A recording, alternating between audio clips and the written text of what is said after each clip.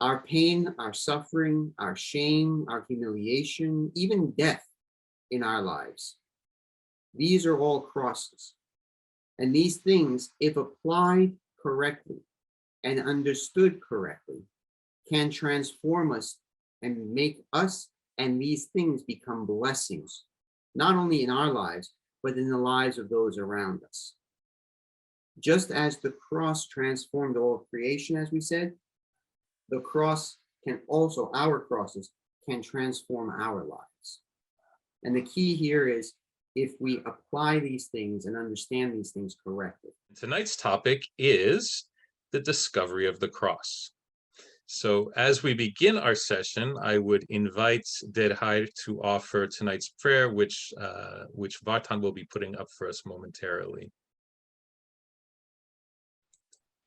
In the name of the Father, the Son, and the Holy Spirit. Amen. You who care for all creatures with the sign of your cross, guard our souls and bodies from the deception of sin, from the testing of evil spirits, from unjust people, and from all dangers, physical and spiritual. Have mercy upon your creatures and upon each of us, great sinners. Amen. Thank you. It's always a pleasure to be here and to teach. And so tonight, the actual title of tonight's presentation is The Invention of the Holy Cross, which I had no idea what it meant until I asked. And invention is just a nice fancy term for discovery, because in Armenian, the word is gyud chachi, and gyud is also the word that's used for invention and discovery. So tonight's presentation is going to be the invention of the Holy Cross, or discovery of the Holy Cross, discovering the cross in our lives. All right. Okay. So the question becomes, first, what is the cross? Why is it so important? I know we've already had 2 sessions on the cross, and we may have already gotten the answer to this, but the other reason is why is it so important in our lives today? So we have to remember that the cross is a symbol and instrument of fear, of terror, of pain, and death. In the ancient world, especially in the Roman Empire, it would rip families apart, it would destroy lives and instill fear. It also was a symbol of Roman superiority and enslavement of other nations. It was humiliation and it was shame. And as you can see in these pictures, you have the victims tied to the crosses, nailed to the crosses, and you have down below families looking on in horror and anguish.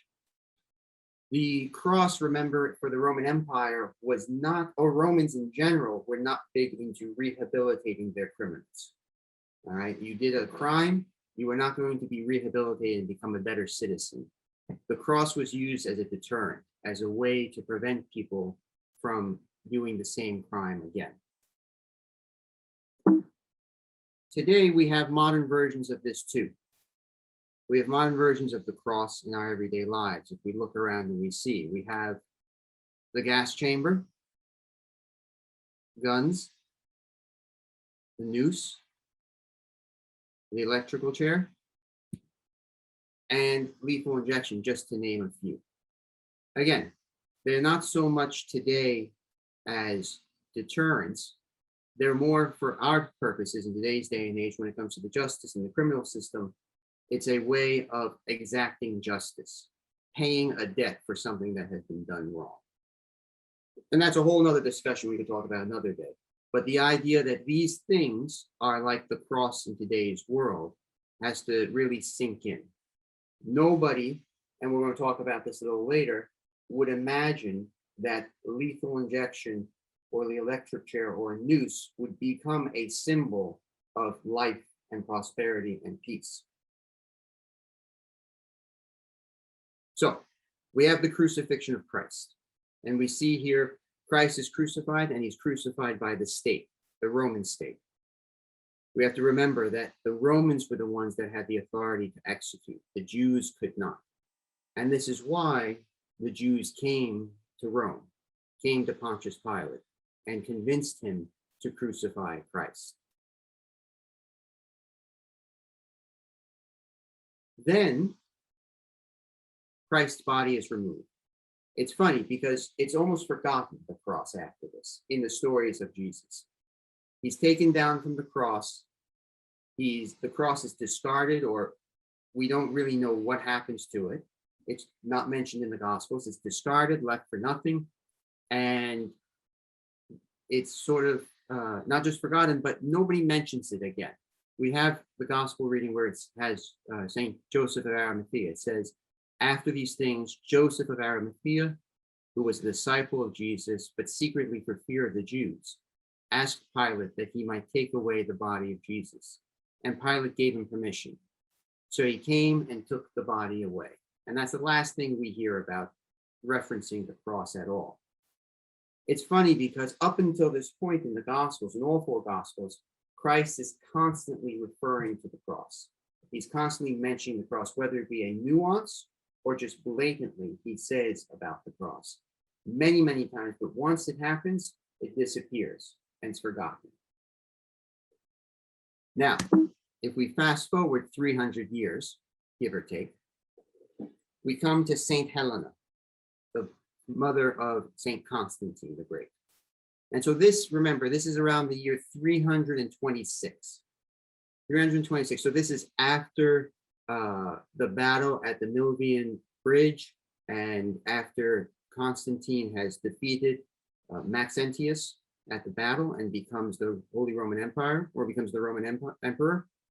And then also this is 1 year after the Nicene Creed is written, after the Council of Nicaea, which took place in 325, when all the bishops came together and they came to discuss and really establish and understand what does the church believe in. And they really condemn the heresy of Arius, and they write the Nicene Creed, which we recite every Sunday in church, which is the Havadam, right? Havadam ki mi astvads, we believe in one God. So the next year, St. Helena decides, she says, I want to take a pilgrimage to Jerusalem and find all the holy sites of Christ. And she arrives in Jerusalem, and naturally she wants to find the cross, the very thing which crucified our Lord. So she goes around looking, and she's asking all of the Christians there, and none of the Christians know what happened to it. Nobody has any idea where the cross is. No one even had an afterthought of saying, oh, we should try and find this cross. They do say that the heathens, the pagans at the time, went to great lengths to cover up the cross.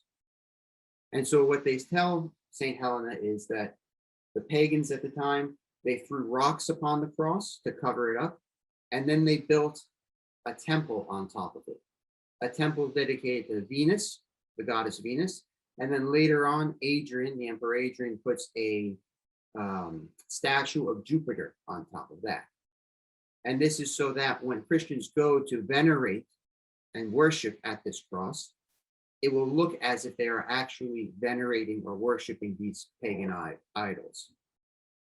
And so she consults many, many people trying to find where the true cross would be. And they tell her, if you want to find the true cross, you have to find the tomb.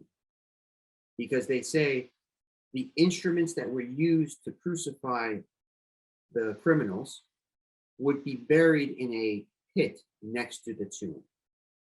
And she wonders why. And they say, in Jewish custom especially, these things are known or are regarded as being vile and defiled and not holy anymore. And so anything that deals with that needs to be discarded. And so they dig a hole, they bury everything in there, and they cover it up. So she orders them to try and find where this tomb is. And they say if it's underneath the temple, that must be where it is. So we have to go there. So she orders that the temple that's dedicated to Venus and Jupiter be torn down. And they begin digging. And you can see that on the right-hand side here. You can see them digging, and they find 3 crosses. They find the tomb, they find the 3 crosses, they find nails, and they find the sign that was above Christ's head. But now they have 3 crosses, and they don't know which cross it is. So Saint Macarius, whom if you haven't already heard of, you will hear of again. Saint Macarius is the one who holds up the cross on Chag, on the exaltation of the Holy Cross. And he's the patriarch of Jerusalem at the time. He holds the cross up. So Saint Macarius knows that there was a very affluent, a very wealthy lady in the city who's very sick and very faithful.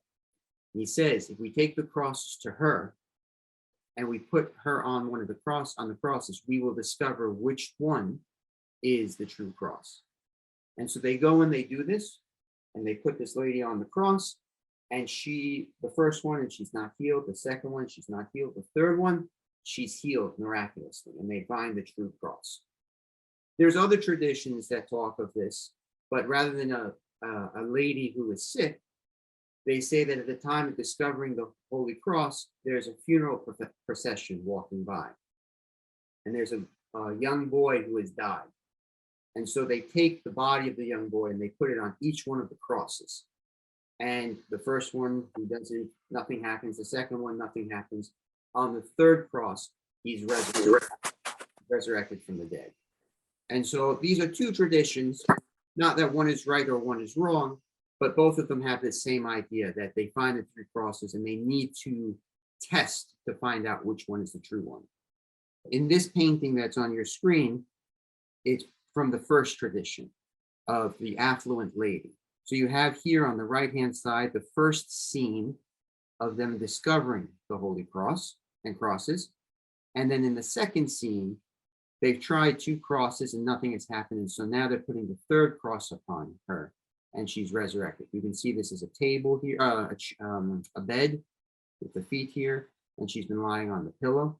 And in both of them, you have Saint Helena here, and you have Saint Macarius here, viewing and giving her advice on what to do. Ultimately, once they discover the cross, they start to take pieces of it and send it to all the different parts of the world. And they distribute it throughout the world. And the miraculous part of this is that as they do this and they take pieces off, the cross does not diminish itself. It does not get smaller. Saint Cyril of Jerusalem at the time writes that this is akin to the miracle of the feeding of the 5,000. That as Christ was able to feed 5,000 people with 5 loaves of bread and 2 fish, it never reduced itself. It never disappeared or diminished. There was still plenty. In fact, there was more at the end of that miracle, 12 baskets worth. Likewise, with the cross, it never diminished. It still was always intact, and there's plenty to go around. And until this day, Holy Ajamian in Armenia and St. Vartan Cathedral in New York have relics of the true cross. Ultimately, once this was done, a huge cathedral was built upon Golgotha, where Christ was crucified, and the tomb where Christ was resurrected from, and even the pit that was found, was where they discovered the Holy Cross. And this cathedral, today known as the Holy Sepulchre or Suparutyun, still exists. And at that dedication ceremony, as you'll learn in another session, I'm sure, St. Macarius takes the true cross and raises it up high for everyone to worship and venerate. So the spot of the discovery of the cross, right? And as we said, according to the lives of the saints, it was found underneath a temple dedicated to a pagan goddess or pagan god. The key for this is, and you see this here, where they have ripped up the flooring and they're trying to find this cross, and they do find it. And in this picture here, this is a picture, if you've been to Jerusalem, this is the chapel of St. Helena, which is on the far side of the cathedral. And this is where, if you can see right here, this is where you have some paintings here, but also down here is where the cross was found. The original cross was found. And so the important thing is that it was masked or disguised, right? It was made to have people believe it was something else. People believed it was a temple dedicated to pagan gods and goddesses, where in reality, the true cross was there. So, question, why take up the cross? why not just leave it behind? Because crosses are not light, they are heavy. I don't think many of us have ever picked up a cross, but if you've ever picked up a beam of wood, they are not light things. They are very heavy. Christ says,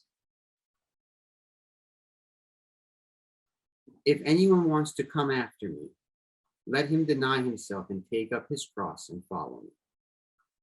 So again, the question is, why do we want to take up this cross? Why should we lift this heavy thing and follow Christ?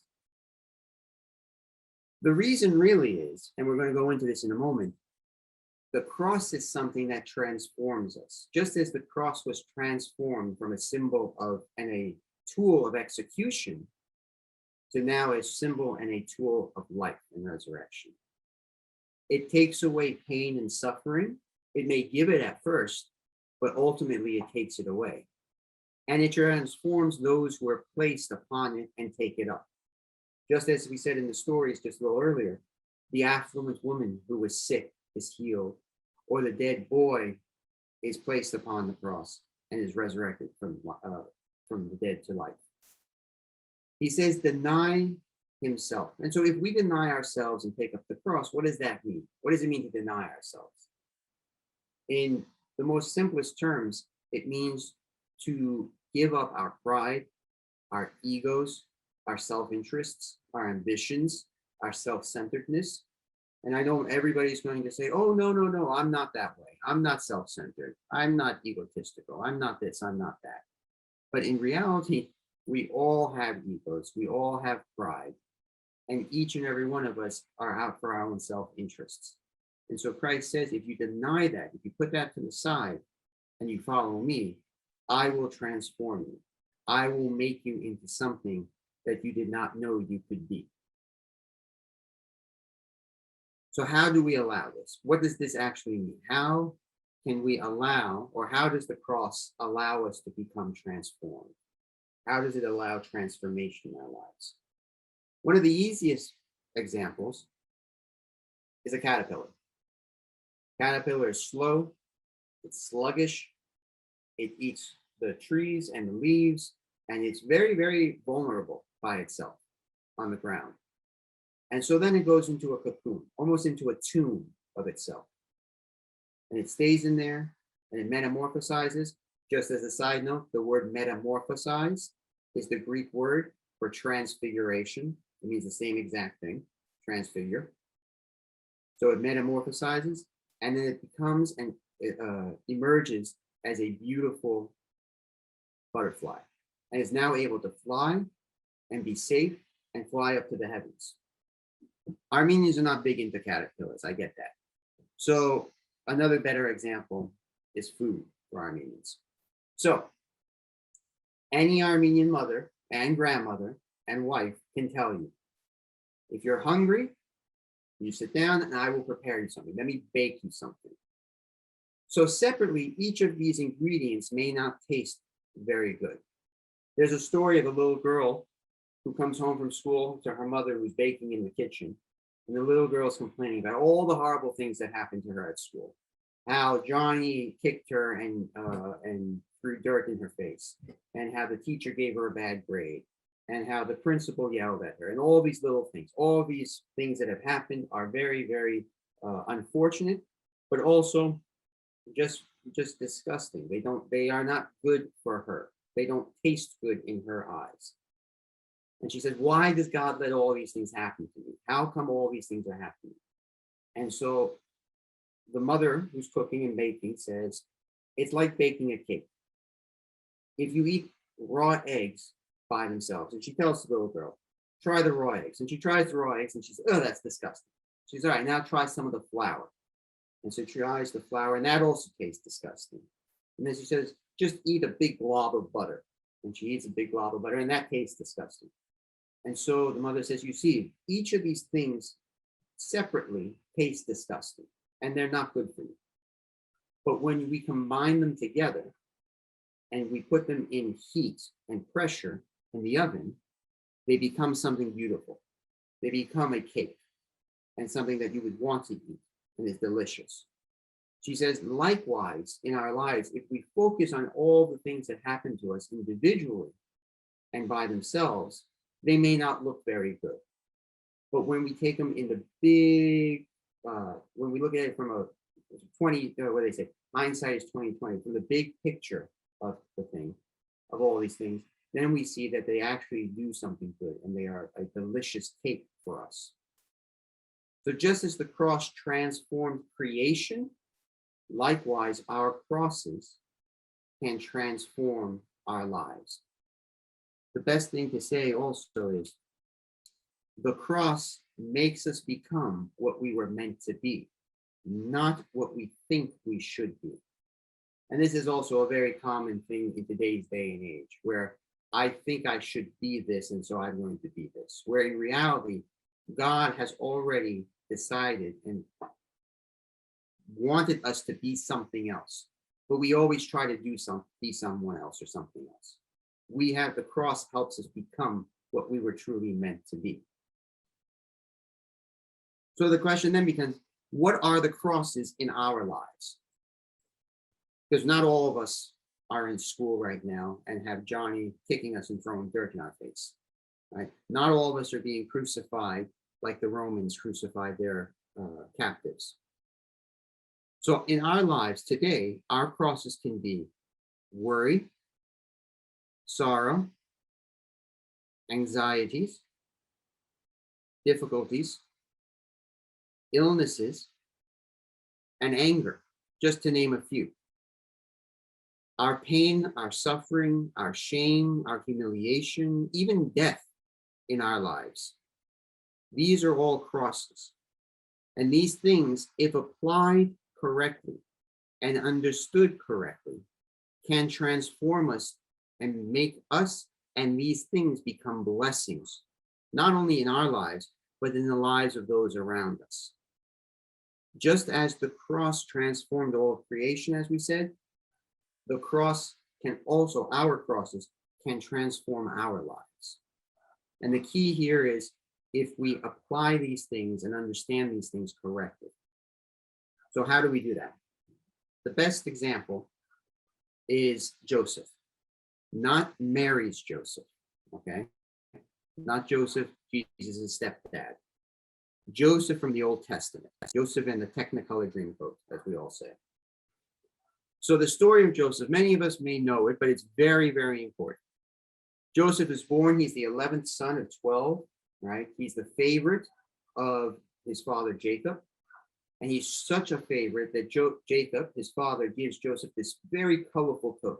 Remember, making a coat in the old days, especially in this time, thousands of years ago, is not like us buying a coat for someone today.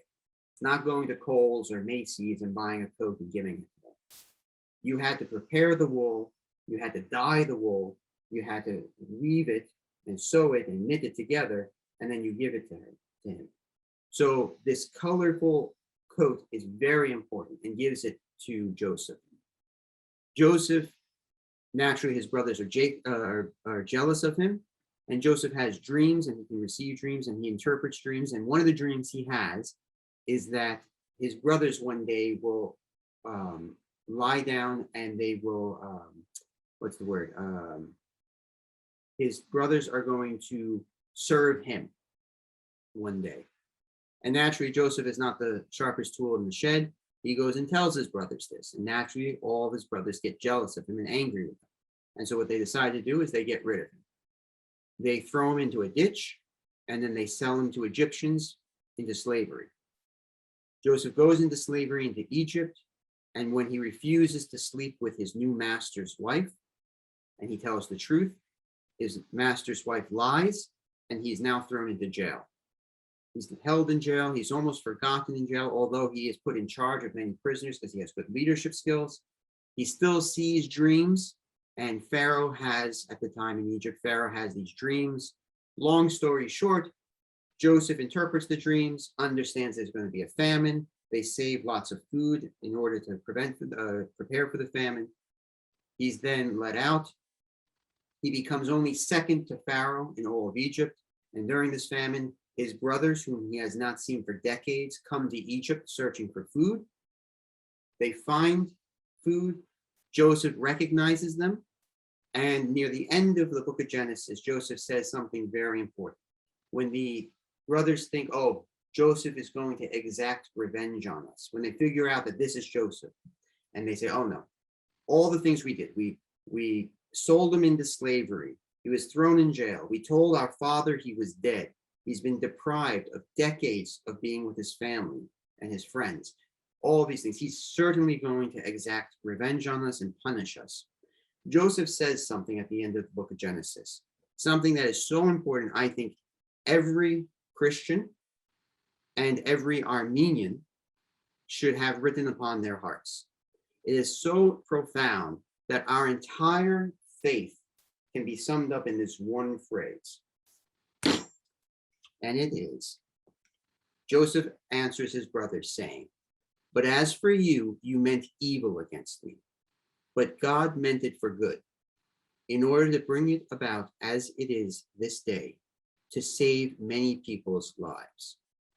Basically, Joseph is saying, you meant evil upon me. You meant to do me evil. But God took that evil and transformed it into a blessing. And because of that, many, many people have been saved. He's taken the evil you have done and made it into a blessing. Something I think Armenians in particular should listen to. So the cross transforms suffering into life and evil into blessings. We can hold on to grudges, right? We can hold on to things that have happened to us. We can hold on to grudges, onto anger, vengeance, hatred.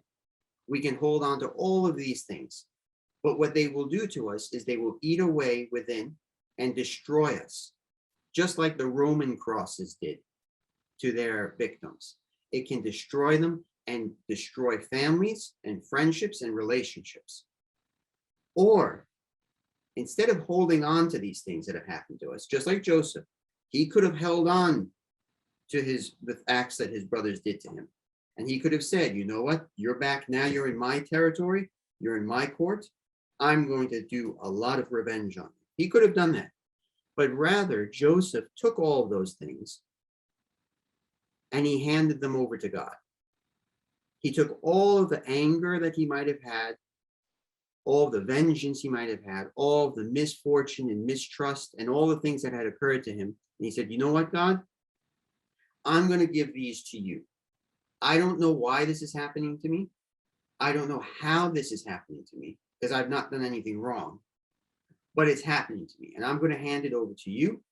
And I'm going to have trust that you will transform these into a blessing somehow.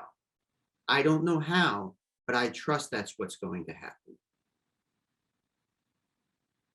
So now the question is, we need to start to find our own crosses. And each of us, each of you need to find your own crosses. You may have more than one cross. It may not just be one. You may have 2, 3, or multiple crosses. But we are in the season of the cross now, and we need to find that cross. And we need to dig down within us.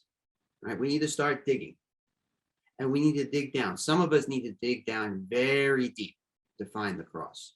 Dig down deep into our past, in our lives, into our personalities. And we need to find what is harming us. What in our childhood maybe has caused us emotional, spiritual, physical, psychological pain, and how can we hand that over to God? Because if we dig deep enough, we will find a cross. We will find that thing that has caused us so much pain and agony. And we will, if we hand it over to God, we can say, you know what, God? I don't know how you're going to work a miracle in my life. I may be very old, or it might be a very deep scar I have. It might be a very, very heavy cross I am carrying. Whatever it may be. I don't know how, but I'm going to give you a chance. I'm going to give you the opportunity to transform my life. Because if we allow this, what ends up happening is we allow blessings to take place in our lives. We allow us to become what God has intended us and created us to be. And ultimately, if we hand the cross over to God, we can allow death to become life. The relationships that have been severed can grow again. And the death that has happened, even if it is a tree that has been cut down and we think it is dead, life can come out of it again. But only if we are willing to hand over what has happened to us to God. And I said this earlier, it is very important, not just for every Christian to understand this, but Armenians in particular.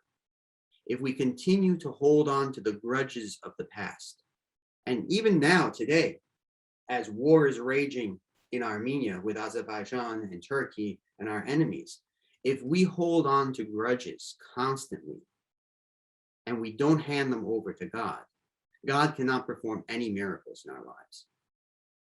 If we allow those things to be in our lives constantly, then we're not going to be able to grow and be transformed and transfigured.